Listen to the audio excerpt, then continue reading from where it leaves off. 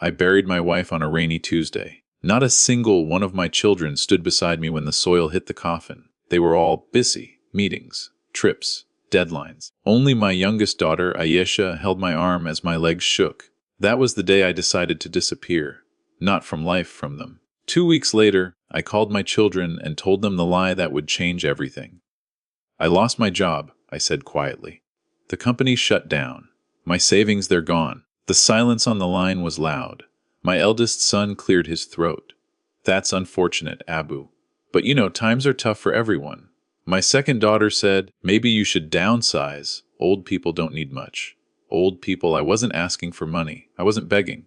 I was only watching. One by one, they gave excuses dressed as concern. No space, no time, no ability. Then I called Ayesha. She didn't let me finish my sentence. Come live with me, Abu, she said instantly. I'll make space. I knew her situation. A one-bedroom rented apartment, a leaking ceiling, a monthly salary that barely survived till the 25th. She was a government schoolteacher, honest, overworked, underpaid. Yet she didn't hesitate. That night, I packed 2 small bags and left the house I had built with 30 years of sweat. Life with the daughter everyone ignored. Ayesha gave me her bed and slept on a thin mattress on the floor. Abu, you're old. You need rest, she said, smiling. She woke up at 5 a.m. every day, cooked simple meals, packed her lunch, and still made sure I ate first. She never asked about money, never complained, never reminded me that I was a burden. I pretended to be weak, croaking. But I watched everything. I saw how she stitched her old clothes instead of buying new ones. How she skipped medicine when prices went up. How she smiled at students who had nothing, because she knew exactly how that felt. Sometimes at night, I cried silently. Not because I was poor, but because I finally saw the truth. The truth they never knew. What my children didn't know was this. I had sold my company 5 years ago. I had investments, property, fixed deposits, enough wealth to live comfortably for the rest of my life. I had also rewritten my will, and I was testing something far more valuable than loyalty, character. For 3 months, I lived like a man the world had discarded. And only one person picked me up. The call that changed everything. On the first day of the 4th month, my eldest son called. His voice was sweet, too sweet. Abu, we were thinking, you shouldn't stay in that cramped place. It's not good for your health. An hour later, my other children called too. Suddenly, they all had space, concern, love. That evening, all of them showed up at Ayesha's apartment, dressed well, smiling loudly, pretending nothing had happened. Abu, come live with us, my son said. We'll take care of you properly. Ayesha stood quietly in the corner. She didn't interrupt. She didn't plead. She only looked down. That hurt me more than anything else. The moment of truth, I asked them one simple question. Why now? They exchanged looks. Well, you shouldn't be dependent on her, my daughter said. She's poor. Her life is already difficult. Poor. That word again. I stood up slowly, straightened my back, and smiled. Good, I said. Because I'm not poor? Their faces froze. I pulled out a folder from my bag and placed it on the table. Bank statements, property papers, investment reports. Silence swallowed the room. I pretended to be broke. I continued calmly. To see who would still call me Abu when I had nothing. My eldest son stammered, You tested us. No, I replied. I tested myself. To see where I failed as a father. Then I turned to Ayesha. She was shaking. I held her hand. She passed without knowing there was an exam. The revenge that wasn't loud but final. That night, I made my decision official. Everything I owned, houses, money, assets, went into Ayesha's name. I kept enough for myself. Nothing more. Nothing less. My other children protested, begged, apologized. They said all the right words. Too late. I didn't disown you, I told them. I just invested in the child who invested in me when I was worth nothing. They left without another word.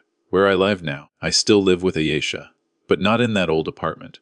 We moved to a better place, closer to her school. She still teaches. I still wake up early. Sometimes she scolds me for making tea too strong. Sometimes I watch her mark papers late into the night and think, this is what real wealth looks like. 3 months of pretending taught me what 30 years of success never did.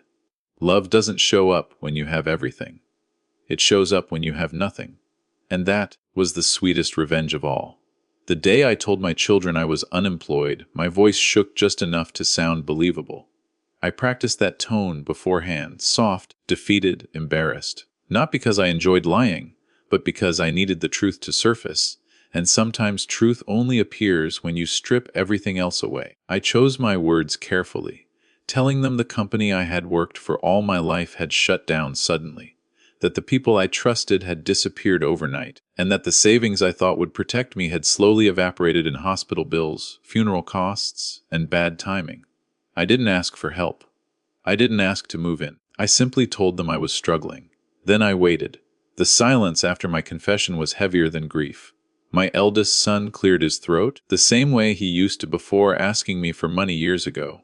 He said he was sorry to hear that, said times were hard everywhere, said he wished he could help, but his children's school fees were already too much. I remembered the day I paid for that very school without a second thought. My second child sighed and reminded me that I should have planned better, that retirement was dangerous if you relied on one income, that people my age should be more careful, as if life had ever followed a neat plan. My third child tried to sound kind, but his kindness came with distance. He suggested government aid, charities, downsizing, anything that didn't involve him opening his door. Each call ended politely, respectfully, but with a finality that hurt more than anger would have. When I hung up the phone, I sat alone in the house I had built brick by brick. The walls were filled with memories, birthdays, graduations, laughter that once echoed loudly. That house had been alive when my children needed me. Now it felt like a museum of a man whose usefulness had expired. I wasn't surprised, but I was disappointed in myself. Somewhere along the way, I had confused providing with parenting. I had given them comfort, education, and stability, but I had failed to teach them what it meant to stand by someone when they fell. That night, I didn't sleep. I walked from room to room, touching furniture I had bought with overtime money, awards I had earned, photographs where my smile was always confident, always strong. I realized something frightening. As long as I remained that man, the provider, the problem solver, they would never show me who they truly were. Wealth had protected me from seeing reality, so I made a decision that felt cruel but necessary. I would remove the shield. I would become invisible. The next morning, I packed 2 small bags. I left behind expensive suits, watches, documents, anything that screamed success. I wore simple clothes and carried only what an unemployed, broken man would realistically own. Before leaving, I stood in the doorway of my bedroom and whispered an apology to my late wife. I told her I needed to do this, not for revenge, but for clarity. I needed to know which of our children would still love their father when he had nothing left to give. When I finally called my youngest daughter, my voice cracked for real. I told her the same story. I didn't finish before she interrupted me. She didn't ask how much money I had left. She didn't ask how long it would be. She didn't hesitate. She simply told me to come. She said they would manage somehow. That word somehow held more warmth than all the polished sympathy I had heard before. It wasn't confidence. It was commitment. As I locked the door of my old house for the last time, I felt something strange. Fear, yes. Shame, a little. But also relief. For the first time in decades, I wasn't the man with answers. I was just a father about to discover which of his children loved him beyond convenience. Pretending to be unemployed and broke wasn't about testing them out of spite. It was about finally seeing them clearly. And deep down, I knew that whatever I discovered would change everything forever. After I told them I was unemployed and struggling, I waited for time to soften their hearts. I told myself that maybe shock had made them quiet, that perhaps they needed a few days to talk to their spouses, to rearrange things, to think like families do when a parent suddenly becomes vulnerable. But days passed, and then weeks, and with each passing moment it became painfully clear that silence was not confusion, it was a decision. My children were not unsure. They were unwilling. My eldest son was the first to create distance. He stopped calling the way he used to, those short, formal check-in calls he made out of habit. When I called him, he sounded rushed, always in the middle of something important. He talked about deadlines, pressure, and responsibilities, as if hardship were something new to him, as if I had not carried those same burdens for decades while raising him. He reminded me, carefully and indirectly, that his house was small, that his wife valued privacy, that children needed stability. Stability. I remembered nights when we lived in one room, and I slept sitting upright so they could stretch out comfortably. Back then, stability meant being together. Somewhere along the way, it had come to mean keeping people out. My second child masked rejection behind advice. She spoke to me like a financial consultant, not a daughter. She suggested I sell belongings, apply for assistance, or move to a cheaper area far from the city. She spoke about dignity while pushing me gently but firmly away. Each suggestion carried the same message: solve this problem yourself. When I hinted, very lightly, that I might need a place to stay for a while, her tone changed. She said it wouldn't be good for her marriage, that her husband was under stress, that having an elderly parent in the house would complicate things. As if love were an inconvenience to be managed. The third one avoided honesty altogether. He promised to look into something and never did. He said he would call back and didn't. When I finally confronted him, not angrily, just tired, he blamed circumstances, bad timing, and bad luck. He spoke as if life had ambushed all of us equally, as if my age and loneliness were no different from his busy schedule. That conversation ended with an awkward silence and a rushed goodbye. After that, he stopped answering my calls altogether. What hurt most was not their refusal. It was how easy it was for them. They didn't argue among themselves about who would take me in. They didn't struggle with guilt. There was no family meeting, no late-night discussions, no emotional conflict. Each of them had already decided where I stood in their lives. I was no longer a pillar. I was a problem. I replayed memories I had buried deep. The nights I worked double shifts so they could go on school trips. The times I delayed medical treatment because fees were due. The pride I felt when they became successful, independent, admired. I never once reminded them of those sacrifices, not even now. Love is not a transaction. But abandonment, I learned, can be disguised as practicality. Their spouses played their part too, quietly. I could hear it in the background of calls, in the pauses before answers, in the careful wording. This wasn't just my children's decision. It was a family consensus that I was better kept at a distance. Respect remained, but warmth disappeared. They spoke to me as one speaks to an aging relative one hopes will manage on their own. As the days passed, something inside me hardened, not into bitterness, but into clarity. I understood that my presence in their lives had always been conditional. As long as I was strong, useful, and financially secure, I belonged. The moment I became vulnerable, I became optional. That realization was heavier than any financial loss I pretended to suffer. There were moments I almost revealed the truth. Moments when the loneliness pressed so hard on my chest that honesty felt like relief. But I stopped myself. Because this wasn't about humiliation.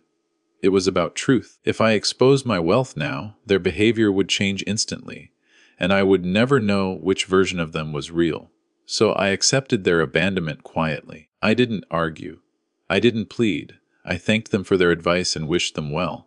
And in doing so, I felt something final settle in my heart. They had made their choice without hesitation, and that choice would one day come with consequences they never expected. 3 months passed in a way I had never experienced before, not marked by calendars or appointments, but by quiet routines and unspoken understanding. Living with my youngest daughter taught me how heavy sacrifice can be when it is carried silently. She never announced what she gave up. She never kept count.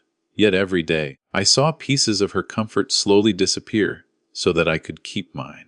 Her salary arrived once a month, and I noticed how carefully she planned around it. The day after she was paid, the kitchen shelves would look slightly fuller. Fresh vegetables appeared, a bit of fruit, sometimes even a small packet of sweets she knew I liked. But as the weeks went on, those shelves emptied again, and she adjusted without complaint. Portions grew smaller, meals simpler. When I offered to eat less, she scolded me gently and pushed the plate back toward me. "You need strength, Abu," she would say, as if her own exhaustion didn't matter. She stopped buying things for herself entirely. The small pleasures she once allowed, new notebooks, a scarf, an occasional cup of tea from the shop near her school, quietly vanished. I noticed her shoes wearing thin at the soles, her bag fraying at the corners. When I asked why she didn't replace them, she shrugged and said they were still usable. That word, usable, carried the weight of someone who had learned to stretch life far beyond its limits. I recognized it immediately. It was the language of survival. There were days she came home visibly tired, her shoulders slumped, her smile slower to appear. Teaching children who carried their own struggles demanded patience and emotional strength she barely had left. Yet she never brought that tiredness into our home. She still asked about my day, still listened attentively, still made the space feel peaceful. If she was overwhelmed, she hid it behind kindness, as if protecting me from worry was her responsibility. Watching her do that broke something inside me. A parent should shield a child from hardship, not the other way around. Medical expenses became another silent burden. I knew she delayed her own needs to manage mine. She never said it out loud, but I noticed her skipping doctor visits she had once mentioned casually. When I insisted she take care of herself, she laughed it off and said teachers learned to endure everything. That sentence stayed with me. Endure everything. No one should have to live like that, especially not someone who gives so much to others. What hurt most was how natural sacrifice was to her. She didn't see herself as doing something extraordinary. To her, caring for a parent wasn't a heroic act, it was simply what love demanded. She never reminded me of the cost, never made me feel guilty, never used my situation to gain sympathy or praise. Her kindness existed in its purest form, quiet, consistent, and unseen. I began to understand how deeply she had been overlooked by her siblings.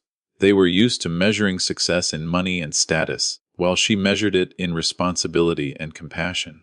They had moved on to bigger houses and busier lives, while she remained rooted in service, both to her students and to me.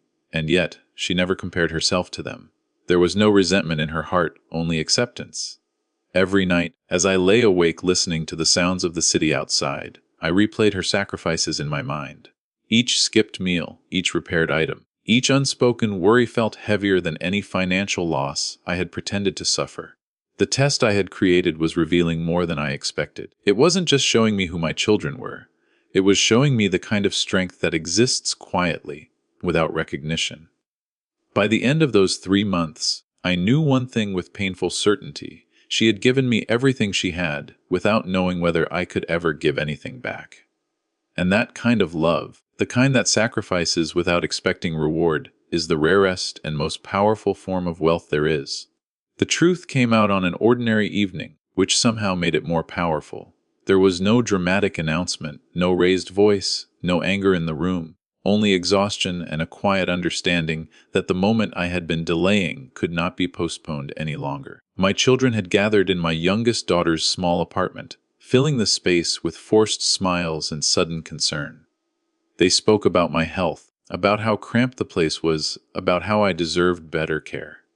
None of them mentioned why this care had only become important now. I listened to them patiently, nodding as if their words carried weight. Inside, I felt strangely calm. The anger I thought I would feel never arrived. Instead, there was a deep sadness mixed with relief. Sadness for what they had chosen to become, and relief that I no longer needed to guess. When they finally finished, when the room fell quiet and all eyes turned toward me, I realized that this was not a confrontation. It was a conclusion. I asked them why they hadn't come forward 3 months earlier. The question wasn't sharp, but it landed heavily. They avoided my eyes, offered excuses about timing, pressure, misunderstandings. One of them said they thought I would manage on my own, that I had always been strong. Another said they didn't realize how bad things were. I let them speak, because people often reveal the most when they try to defend themselves. Then I did something they did not expect. I stood up straight. For 3 months, I had allowed my shoulders to slump, my voice to weaken, my presence to shrink. That night, I let all of it fall away. I spoke clearly, steadily, and without accusation. I told them that I had never lost my job, that my savings had never disappeared, that the poverty they believed in was a story I chose to live inside. Their faces changed instantly, confusion first, then disbelief, and finally fear. I explained why I had done it. Not to punish them, but to understand them. I told them I needed to know who would stand beside me when there was nothing left to gain. I told them I wanted to see love without comfort, respect without reward. With each sentence, their expressions hardened, not with anger, but with the realization that they had failed a test they didn't know they were taking. The room went silent when I placed the documents on the table. Proof of assets, investments, properties, everything they assumed was gone. They stared at the papers as if looking at a ghost. Suddenly, the apologies began. Voices overlapped. Regret filled the room, loud and desperate. They said they were wrong, that they had misunderstood, that they never meant to abandon me. They said family should forgive, that mistakes happen, that we should move forward together. I listened, but something inside me had already shifted. Forgiveness and trust are not the same thing. Forgiveness can be given freely, trust must be earned. I told them calmly that what hurt was not their refusal, but their hesitation. Love that needs time to calculate is not love, it is convenience. Then I turned to my youngest daughter. She hadn't spoken throughout the entire conversation. She stood quietly, her hands folded, her eyes wide with shock and confusion. She had taken me in without knowing the truth, without knowing this moment would ever come. She had loved me when she believed I had nothing to offer her but responsibility. I held her hand and felt it tremble. I told my children that she had passed a test she never agreed to take, that she had given without knowing whether there would ever be anything in return, that while they measured their decisions against comfort and stability, she measured hers against duty and love. There was no shouting when I made my decision known. I told them that my wealth would go to the one who treated me as a father, not as a burden. I told them this was not revenge, but consequence. The natural result of choices made when they believed no one was watching. They tried to argue, they begged, they promised to change. But change spoken under pressure carries little meaning. I wished them well and told them I hoped they would one day understand what they had lost, not money, but dignity. As they left, the apartment felt quiet again. My youngest daughter looked at me with tears in her eyes, still struggling to process everything. I realized then that revealing the truth wasn't the end of my test. It was the beginning of hers, learning that her quiet goodness had always been enough. And in that moment, I knew the truth I had uncovered would guide every decision I made from that day forward. After my other children left that night, the apartment felt different. The noise they had brought with them, voices layered with regret, excuses, and desperation faded, leaving behind a silence that was heavy but honest. My youngest daughter stood near the doorway, still trying to understand what had just happened. Her world had shifted in a matter of minutes. The father she believed was fragile and broke was suddenly revealed as someone who had been testing not just his children, but fate itself. I could see confusion in her eyes, and something close to fear, as if she worried that the simplicity of our life together had been an illusion that might disappear. I sat her down and spoke gently. I told her that nothing about my love for her had been a test, that every meal she cooked, every sacrifice she made, every quiet act of care was real to me, and always would be. I explained that the only thing changing was the burden she had carried alone for too long. She listened silently, tears slipping down her face, not from joy or relief, but from the release of months of responsibility she had never complained about. In that moment, I understood how deeply she had internalized the idea that enduring hardship was her duty. The days that followed were filled with adjustment rather than celebration. I didn't rush into luxury or grand gestures. Instead, I focused on restoring balance. I paid off her debts without announcing it. I arranged a closer, safer apartment near her school, not as a reward, but as a necessity she had long denied herself. When I told her we would be moving, she resisted at first, worried about rent, about appearing ungrateful, about change itself. I reminded her that accepting help did not erase her strength. It simply acknowledged it. Legally, I made my decision clear. My wealth was reorganized carefully, thoughtfully, and without anger. I ensured my youngest daughter would never again have to choose between her own needs and someone else's survival. For my other children, I left what was fair but not indulgent, enough to remind them that I was still their father, but not enough to reward the absence they had chosen. It wasn't punishment. It was alignment. Resources flowed toward responsibility, not entitlement. What surprised me most was the peace that followed. I had expected guilt, perhaps doubt, but instead I felt lighter than I had in years. The need to prove anything to anyone vanished. I no longer wondered who would stand by me in hardship. I had lived the answer. The revenge, if it could be called that, was quiet and complete. There was no shouting, no public humiliation, no dramatic victory. The consequence spoke for itself. My youngest daughter continued teaching. I offered her the freedom to stop, to rest, to explore other paths, but she refused. Teaching, she said, was not something she did for money alone. It was who she was. That humility reminded me why she had been the only one to open her door without hesitation. Wealth hadn't changed her priorities, it had only removed obstacles. She became more confident, not louder, stronger, not prouder, Sometimes my other children called. The conversations were polite, restrained. They no longer asked for anything directly. I answered when I could, kept the door open without reopening wounds. I hoped that, in time, they would understand that love cannot be postponed until it is convenient. That family is not a safety net you ignore until you fall.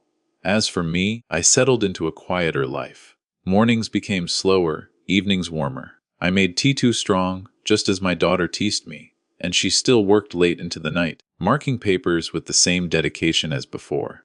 The difference was that now, she did it without exhaustion weighing her down. I watched her sleep peacefully for the first time, and that alone felt like success. Looking back, I realized the greatest lesson wasn't about revenge at all. It was about value.